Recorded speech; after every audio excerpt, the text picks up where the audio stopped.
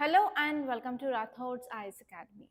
Today in this session, we are going to see current affairs of 4th July 2024. So here I am taking Delhi edition of Hindu. So in English, we are going to continue with this Delhi edition. Okay. So let's get started, and this is the front page of your Hindu. So in this front page, you can see there is one important article. So here the article title says 26 by 11 accused Rana can be extradited US attorney.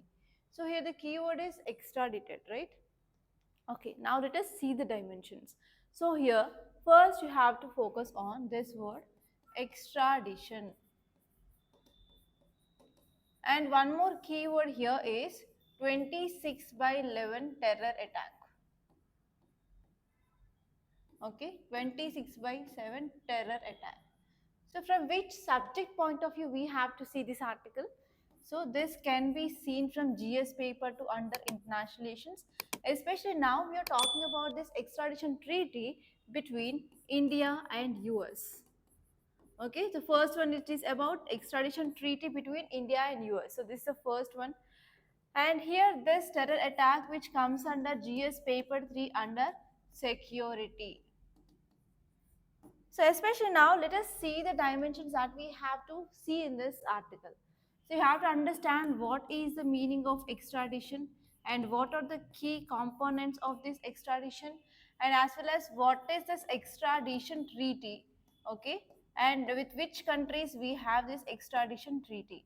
So all these are the important dimensions from this extradition topic. And here you have to see what is this terror attack and what are the reasons for this terror attack. And next one is what will be the impact of this terror attack on society, on economy. So in every aspect you can think about that. And you have to see what measures can be taken to prevent this type of terror attacks in future. So all these are the different dimensions that you need to focus from this article. So now let us see this article in very great detail. Okay, so here, first of all, let us try to understand what this article is saying, that is summary, and later on we are going to see the key points which are given in this article, and later on we are going to see some basics, and I will be giving you mind maps wherever it is necessary to understand the concept. Okay, so what is the summary? Rana, so the person who has been one of the accused in this 26 by 11 attack, he went to US. Okay, now US and India had a treaty, that is extradition treaty, and now US said that we are going to send back this person to India. That is the thing which mainly said. And actually now this article is saying that this person Rana, who is facing the possibility of extradition. Extradition is nothing but, so whenever any person who did crime in one country and he left to another country, so from that country he will be sent back to the country where he did crime. That is the meaning of extradition, right? So he involved in 2008 Mumbai terror attacks. Okay, and because of this type of extradition, now we are focusing to bring back him to India here.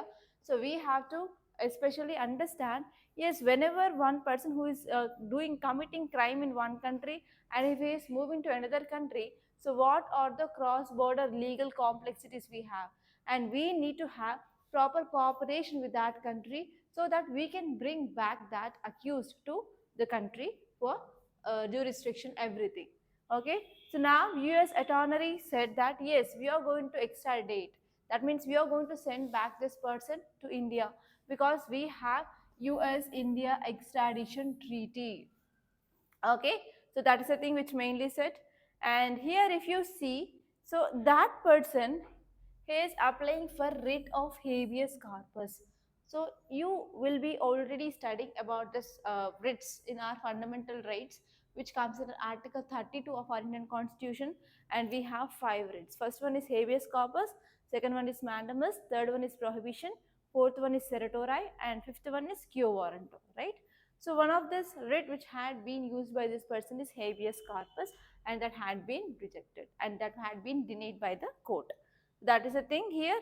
And if you're talking about what is this key components which are present in this extradition treaty are, so first one is bilateral treaty. So bilateral treaty is nothing but we need to have the agreement with the other countries, so that if one person who is committing crime in India and he feels leaving to that country, so we can talk with that country and we can manage to bring back that person to our country. So we need bilateral treaties with the other countries. And this one is, even dual criminality is one of the important component. So most extradition treaties, they require that offense for which extradition is requested must be a crime in both requesting and requested countries. For example, this is country 1 and this is country 2. So in one country, that person did some crime and he left to another country. But between these two countries, they have this extradition treaty. So even we are having extradition treaty, so in other country where he is living, so in that country also, whatever the crime he did in country 1 should be considered as crime. That is one of the important component of this extradition treaty. It is called as dual criminality. And next one is political and military offense. So many treaties, they exclude extradition for political and military offenses, and we have to prevent persecution for political dissent. And next, it is about human rights considerations. So even these two countries which are having this type of extradition agreement, so they need to consider this human rights as well. That is the one important key component of this extradition treaty. Okay, now let us see about extradition in India. So what are the laws which are present in India governing this extradition in India? It is very important. So actually in India, this extradition is governed by Extradition Act of 1962, and this act which allows fugitives to extradite based on the bilateral treaties. So bilateral means between two countries, whenever we are having these treaties, so we can bring back them as per international conventions or laws. And India signed extradition treaties with several countries, and also we are making extradition arrangements even with other countries to improve our bilateral relations with other countries. And let us see the prelims based questions. I gave two questions. So first one is, which of the following statements is correct about extradition, and I gave four options. Please do read all those options and tell me which is the correct answer.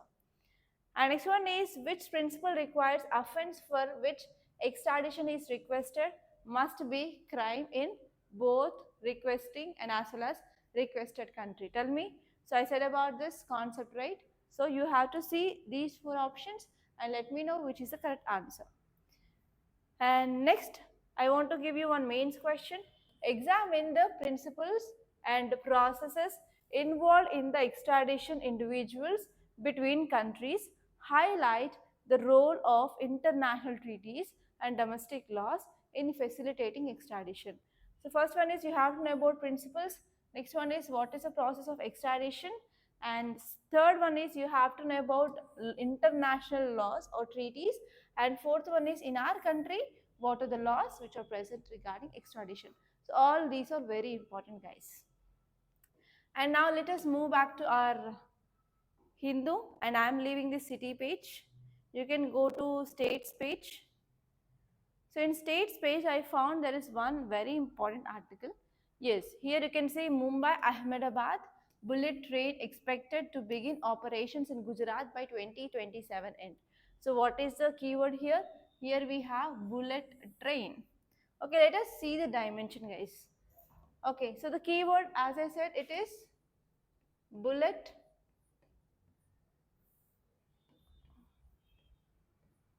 It is bullet train. So train comes under which means of transport? Obviously railways.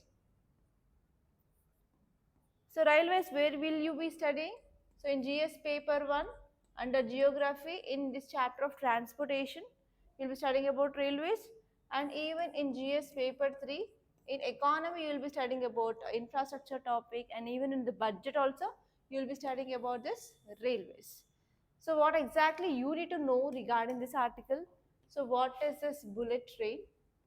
And you have to see some basic facts regarding this bullet train, and what are the advantages and what are the challenges to implement this bullet train, and with which country we are having collaboration. That means which country is providing finance or technology for this bullet train? That is Japan. It is very important prelims fact, guys. Okay, now let us see this topic in detail. So let us see the key insights. So now we can see there is significant progress in the advancements or in the making of this bullet train process. Around 44 percentage of overall progress made in regarding construction of this bullet train. And next one is, yes, land acquisition challenges we have. That means nothing but whenever we want to go for developing of any project, or for example if we want to go for laying of this railway lanes, we need land. So actually the problem here is in this Mumbai to Ahmedabad, this bullet train, it is going through national park. Okay, so whenever we are going through national park, it is having impact on environment, biodiversity, everything. So because of this, we are having this land acquisition challenges, and even many a times the deadline had been missed. Okay, that is a very important thing. And if you're having this bullet train, we can reduce travel time to around many hours. The survey is expected to reduce the travel time between Mumbai and Ahmedabad to 3 hours. Okay, next one is, what are the funding which is required for this project? We are getting from Japan International Cooperation Agency. Okay, from Japan we are getting help financially. And next one is construction milestones. So laying tracks in Gujarat and construction of undersea tunnel in Maharashtra, they are two important key milestones in this project. And there are about 12 stations to be built across Gujarat and Maharashtra for this bullet train service. So these are the important points which are given in this article. Okay, now I want to show you the map where exactly this is going on. So can you see this blue color wala map? Okay, so it is not clear, but you can see from here to here. Okay, so we have, this is our project. And now let us see some basic facts regarding this project. So which is the route we are going through? That is Mumbai, Maharashtra to Ahmedabad in Gujarat. And what is the distance? 508 kilometers. So technology we are getting from Japanese bullet train technology, and that name is called as Shinkansen technology. So you can get a question like, recently Shinkansen technology is in use.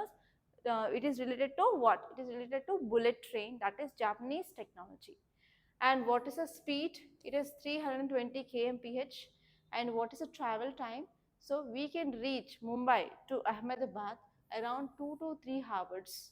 Okay, at present what time we are reaching? It is taking around 7 to 8 hours, but we can reduce that time to 2 to 3 hours. Okay, now let us see some facts regarding these projects. Okay, I hope you can see this. So first one is, how many stations? There are around 12 stations.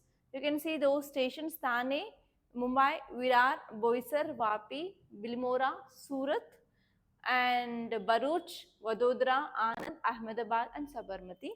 And undersea tunnel is around 12 kilometers. Okay, and next one is 7 kilometers is undersea. Okay, 21 kilometers long tunnel is there, and next one is 7 kilometers undersea tunnel.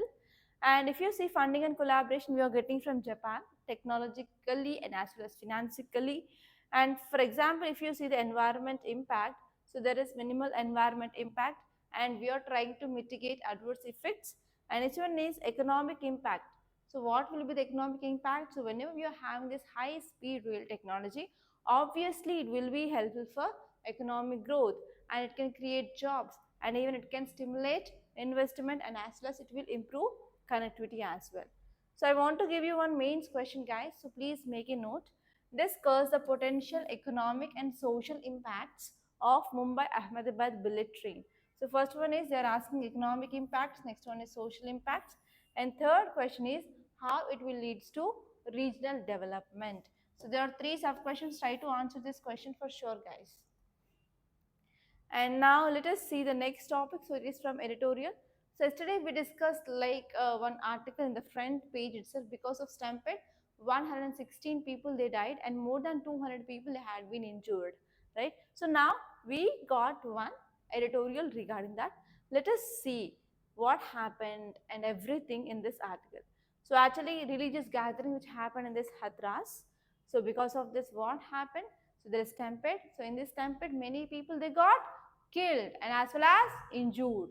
So here this article says that whenever we are having this type of religious gathering, especially whenever there are huge people gathering or crowd creating, means we have to tighter regulations, we have to better manage the crowds, okay, so that we can avoid this kind of incidents. So now let us see how and what steps can be taken to control this type of events.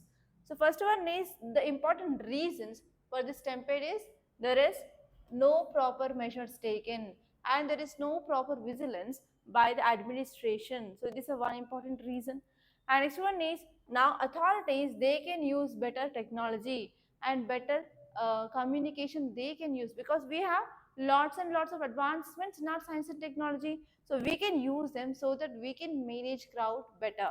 And next one is here for whom, like who are victims, for whom they got injuries, for whom they killed, so there can be the compensation provided by the government. And actually here from UP administration there is improper and inadequate response we are getting regarding disaster management. So here we have to focus on the proper preparedness, and we have to focus in advance, like how can we use technology to handle this kind of situations, etc. We have to taken care of. So that is the thing which mainly set. And next topic is let us move to our Hindu page so that I can show you articles clearly. Okay, this is our editorial page. I discussed about this topic. It is regarding stampede related incident which happened yesterday. And next one is it is about trials, medical ethics, and orbit of power. So this article is also very important. I think 2 days ago we discussed one article in our text and context which talk about informed consent. So do you remember? So informed consent. So I explained this topic clearly. Okay, so you will be studying about our ethics under GS paper 4, right? So in GS paper 4 under miscellaneous topics you will be also covering this medical ethics. So whenever any treatment which is given by doctor, so doctor needs to clearly explain about that condition. So what is the plan of action? What is the treatment? What are the drugs you are going to give them? So how we can address it? So they have to give the information regarding their condition and what happens if they are not having proper treatment, everything, right? So here, whenever discussion had happened, so doctor needs to take sign, doctor needs to take sign. For example, if you're going to any surgery, okay, before entering into operation theater itself, they will be explaining the procedure and they will be taking the signature of the patient and as well as the parents, right? So that is called as informed consent. So now majorly whenever we are going for surgeries only in the hospitals, they are taking signs, but not in any case. But you have to take the signature from every patient if they talks to doctor or if they talks to pharmacists regarding the medicines, their condition, etc. So that comes under the part of our medical ethics. So now let us see this article in detail, whether this article is talking about which thing especially we will be focusing on that. So if you see here regarding the medical ethics in India, we are following very weak practices. So because of this practicing, it is not properly done in India, then what happened? It is led into violations in clinical trials and as well as development of life-saving medicines. You know that if you want to develop the new medicines, we have to go for clinical trials. And especially during this COVID-19 time, so we know exactly about what are these clinical trials, how many phases will be there, phase 1, phase 2, phase 3 and phase 4. Okay, phase 1 is nothing but we'll be doing in starting of the study. And in the phase 3, we will be injecting into humans and we'll be seeing the results, right? So after that, what happened? Whenever we are getting success results, so we will be releasing into market. So after releasing into market, we will be having phase 4 clinical trials, right? So clinical trials are very important, especially whenever we are taking humans directly into the study. So we have to give the information regarding which medicine we are testing, what will be the possible side effects, so what happens in the future, like that we have to give the each and every everything details. So after giving the details, we have to take the informed consent. Okay, but here in India, we are not properly focusing on medical ethics or informed consent. So this is the one cause of concern now. So if you see the highlights, this article is saying that there are very weak ethical committees. Ethical committees in India, they are not working properly, and there is a poor insight, and even there is inadequate protection of study participants. So people who are helping for study, so their rights are not protected in India. So this is one drawback that we are seeing. And next one is there is lack of expertise in therapeutic development. So India is struggling a lot with developing innovative therapies, and even there is a lack of specialized knowledge and experience in managing clinical development. And next one is even who are the whistleblowers like Dinesh S. Thakur and others, they play a very crucial role in exploring or in exposing these violations in this medical research. So because of this, we can understand in this medical field we need proper accountability, proper transparency. So all these things we require now in this sector. And next one here is even there is no proper whistleblower protection act. So whistleblower is nothing but the person who is working in that organization. So they will be giving information to higher authorities regarding what is happening there. But these whistleblowers, they are not protected because India do not have proper strong whistleblower protection laws. So because of this, what happened, who are individuals who wants to expose something, so they will be getting fear about their life. Okay, so this is the one important thing. And even there are some violations in this informed consent. So patients, they often face violation of informed consent in clinical studies. So because of this, it is also raising one concern about ethical conduct of medical research in the country. And next one is there is inefficient or ineffective guardrails. So there is no proper rules and regulations to talking about medical ethics. And this medical ethics is very poorly regulated in our country. So because of this poorly regulated in the country, that will causes abuse or violations, etc. Okay, so that is the thing which mainly said. And I want to give you one mains question, guys. So that is examine the role of informed consent in medical practice and how does it ensures patient autonomy, and next one is ethical implications in its absence. So first one is the role of informed consent, second one is you have to know about patient's autonomy, and third one is what are the ethical implications if there is no law like this.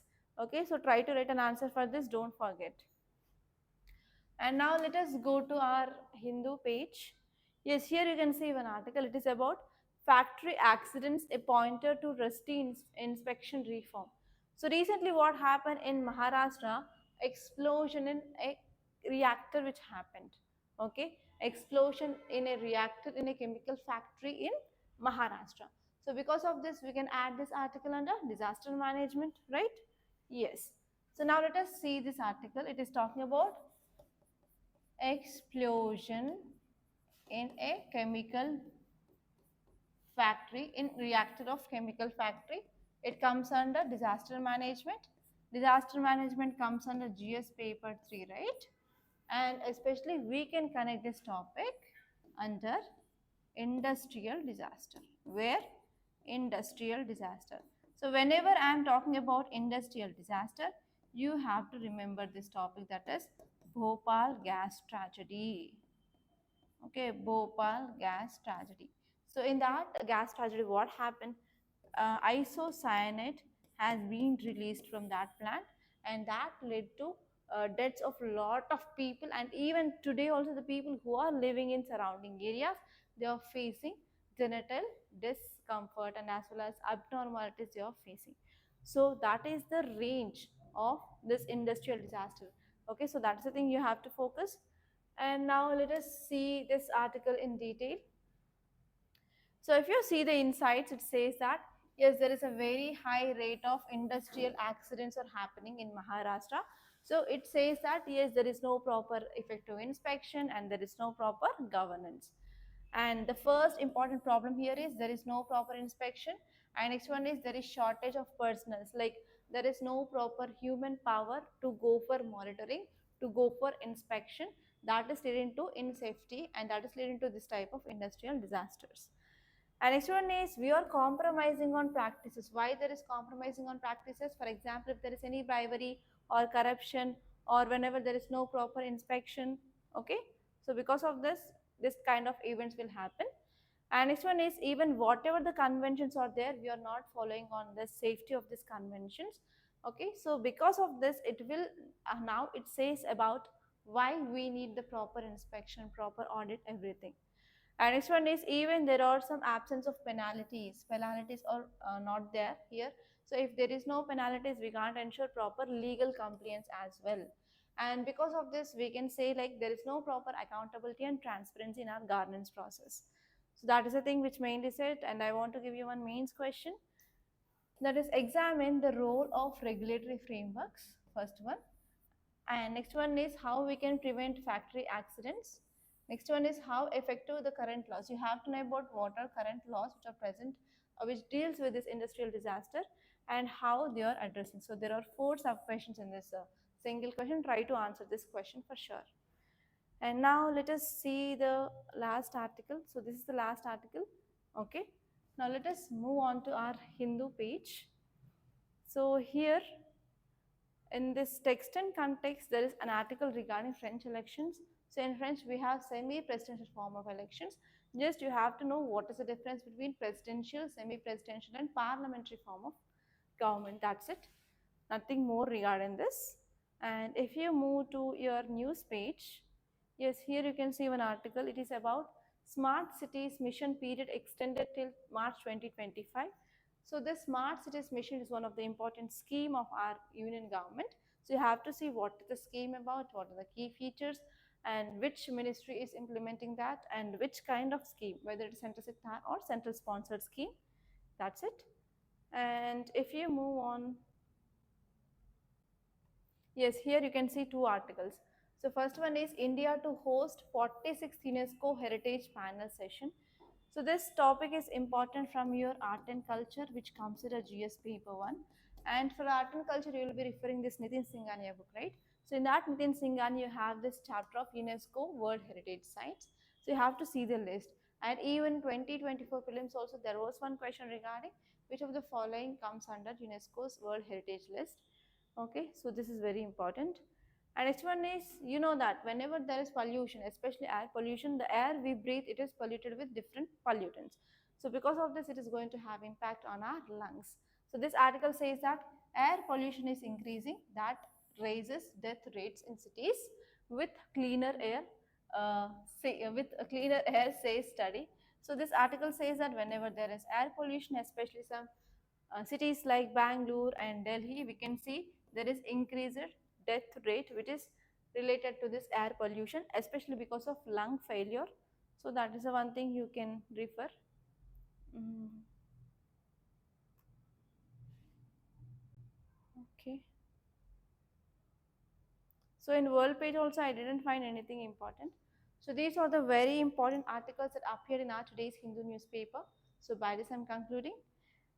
So one thing I want to say is we in Rathods IAS, we launched this current affairs course and as well as mains answer writing course, and even new batch of foundation course is going to be started from July 8th. Okay, so it is on both offline and online.